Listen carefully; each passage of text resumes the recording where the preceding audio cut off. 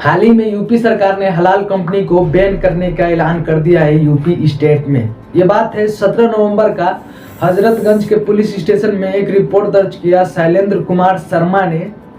शर्मा का कहना है कि ये हलाल कंपनी से जो भी प्रॉफिट होता है, जो इंटरफेयर के लिए और टेररिस्ट को फंड किया जाता है, जो भी प्रॉफिट होता है हलाल कंपनी के द्वारा।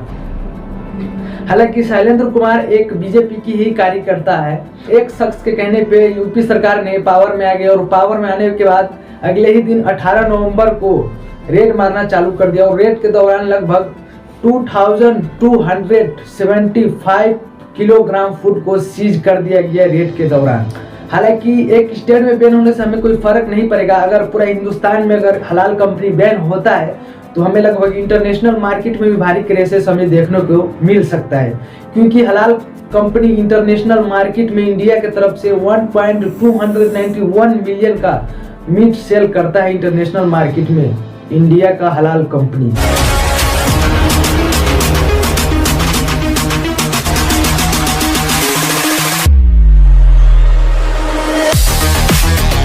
बात करते हैं हलाल कंपनी का, तो हलाल कंपनी स्टार्ट होता है 1994 में। तो सवाल उठता है कि इससे पहले क्या इंसान हराम ही खाता था, जो चीज़ नहीं खाना चाहिए था वो चीज़ भी खाता था? तो इसका जवाब है बिल्कुल ही नहीं। इस्लाम धर्म में कुरान मजीद एक पवित्र किताब माना जाता है और कुरान मजीद में बिल्कुल ही हलाल और हराम का क्लियर कट बताया गया है कि क्या चीज़ कंज्यूम करना चाहिए सही और क्या चीज़ गलत है, यह चीज़ बताया गया है। असल में हलाल और हराम एक अरबी शब्द है, जैसे कि हिंदी शब्द में आप यूज कर सकते हैं जायज़ या नाजायज़।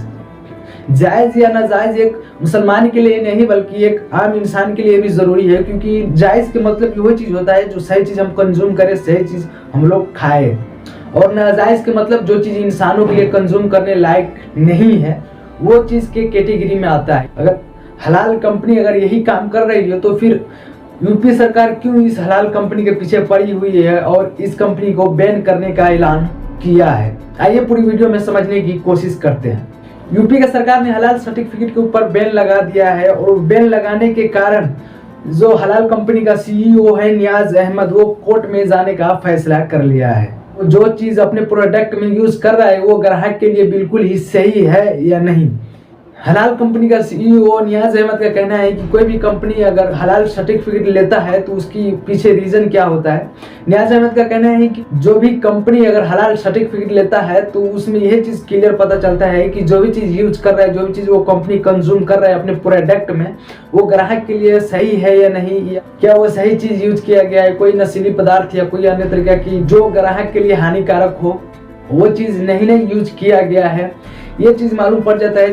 अगर कोई कंपनी हलाल सर्टिफिकेट लेता है तो उससे यही कंफर्म हो जाता है कि ये कंपनी जो भी चीज़ यूज कर रहा है अपने प्रोडक्ट में, जो भी चीज़ कंज्यूम कर रहा है अपने प्रोडक्ट में, वो बिल्कुल ही जायज़ है और बिल्कुल ही सही है। ये ग्राहक के लिए कंफर्म हो जाता है और पहचानना आसान होता है और सही चीज़ कंज्यूम करना कस्टमर के लिए आसान हो जाता है। ये नियाज अहमद का कहना है। और नियाज अहमद ने भी कहा है कि अगर यूपी सरकार ने हलाल कंपनी के ऊपर यूपी के अंदर अगर बैन करता है तो ये बिल्कुल ही गलत है, क्योंकि इसका तरीका बिल्कुल ही सही बताया गया है कंपनी के लिए। अगर आमतौर पर अगर देखा जाए तो ये कंपनी अपनी जगह पर बिल्कुल ही परफेक्ट है। तो सवाल उठता है कि आखिर क्या ऐसा कांड कर रहा है जिसके ऊपर आरोप लगा रहा है। तो यूपी सरकार का कहना है कि मीट के ऊपर ही नहीं बल्कि अन्य प्रकार की कई ऐसी चीजों के ऊपर हलाल सर्टिफिकेट लगा करके उसका प्राइस बढ़ाया जाता है। कहा जाता है आमतौर पे चीनी, दूध, चावल और अन्य प्रकार के कई ऐसे फूड है जिसको हलाल सर्टिफिकेट का जरूरत भी नहीं है, उसके ऊपर भी स्टिकर हलाल सर्टिफिकेट पर लगा करके महंगा किया जाता है। यूपी सरकार ने एक चीज और बताया है कि हमने हलाल कंपनी के ऊपर प्रतिबंध लगाया है। सर्टिफिकेट के ऊपर प्रतिबंध जो हम लगाए हैं वो सिर्फ मुसलमानों के फायदे के लिए हमने बैन लगाए हैं, क्योंकि ये हलाल सर्टिफिकेट लगा करके मुसलमानों को लूटने का काम करता है। आखिर क्या इसमें हमारे मुसलमान भाइयों को सच्चाई छुपी है, कितना हद तक, आखिर कितनी सच्चाई है यूपी सरकार की इस बात में? यूपी सरकार का कहना है कि आने वाला टाइम में मुसलमानी हलाल कंपनी का एक बिगिनर कस्टमर बनने वाले हैं।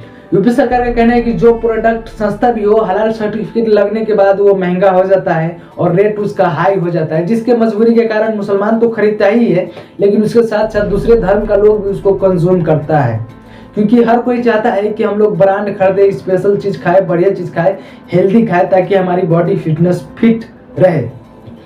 और इसी के कारण महंगे चीज़ कंज्यूम करना पड़ रहा है। जो चीज़ सस्ता है वो भी चीज़ हलाल सर्टिफिकेट की वजह से महंगा हो जाता है। इसी के कारण हमने बैन करने का ऐलान किया है। ये यूपी सरकार का कहना है कि बाबा रामदेव का जो पतंजलि कंपनी है उसने भी हलाल कंपनी का सर्टिफिकेट लिया हुआ है। कोई एक कंपनी अगर हलाल सर्टिफिकेट लेता है तो उसके वजह से दूसरी कंपनी भी हलाल सर्टिफिकेट लेना स्टार्ट कर देता है और इसी तरीके से बाजार का रेट हाई हो जाता है और हाई रेट में भी कस्टमर को परचेस करना पड़ता है सिर्फ हलाल कंपनी के वजह से।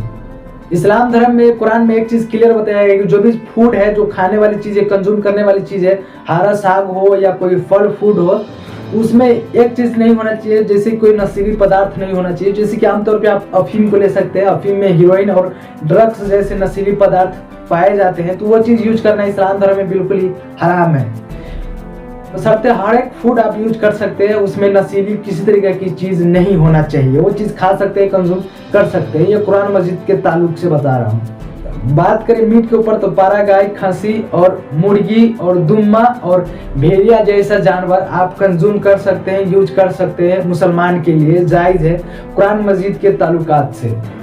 और इसमें भी फर्क है कि जो भी जानवर अगर मांस खाता हो, जो जानवर मांस कंज्यूम करता है, मांस भोजन करता है, वो इस्लाम धर्म में वो जानवर को शिकार करना, वो जानवर को ज़ब्ह करना बिल्कुल ही हराम है। जैसे कि आमतौर पे शेर को ले सकते हैं, टाइगर हो गया, जैसे कि बहुत ऐसा जानवर हो गया, शेर हो गया, चीता हो गया, भेड़िया हो गया, बहुत ऐसे जानवर है जो मांसाहारी है, तो वो जानवर को ज़ब्ह करना हराम है इस्लाम धर्म में, वो खाना नाजायज है। आप बात करें नशा के मामले में तो नशा में हीरोइन, ड्रग्स, शराब और गांजा बहुत ऐसा चीज है जो हराम है, बहुत ऐसा चीज है जो मकरूह है, बहुत ऐसा चीज है जो हराम है और बहुत ऐसा चीज है जो मना किया गया है कुरान मजीद में, मगर फिर भी इंसान कंज्यूम कर रहा है आज की डेट में, जो कि नहीं करना चाहिए। यहाँ तक कि जो तंबाकू होता है, खैनी होता है, वो भी चीज कंज्यूम करने के बारे में नहीं बताया गया है, क्योंकि वो चीज मकरूह बताया गया है इस्लाम धर्म में। तो यहाँ तक कि कुरान मजीद में जो भी चीज़ बताया गया है 1400 साल पहले ही मुसलमान को समझा दिया गया है कि क्या चीज़ तुम्हें कंज्यूम करना चाहिए और क्या चीज़ कंज्यूम नहीं करना चाहिए। लास्ट में जाते जाते मैं एक चीज़ और बता दूं कि कोई भी नशीली पदार्थ को कुरान मजीद में एग्जिस्ट ही नहीं करता है।